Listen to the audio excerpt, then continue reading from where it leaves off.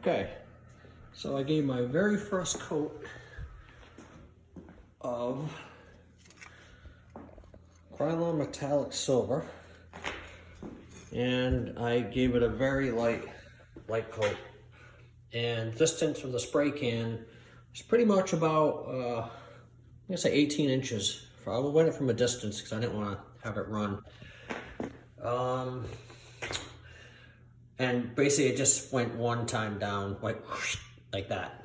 I'll demonstrate. So I went like that, and then once.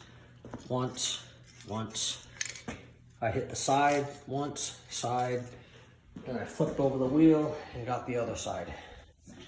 And I'll show you what the other side looks like. If I can lift this up. And there's the other side. So, I think it looks pretty good. I am gonna hit it again, I mean, after it dries, you know, because there's obviously things missing and stuff. But yeah, I think it looks okay. Well, I won't know until it dries. And I take the tape off, and then I can compare it to what was underneath it as well. So, all right, that's it.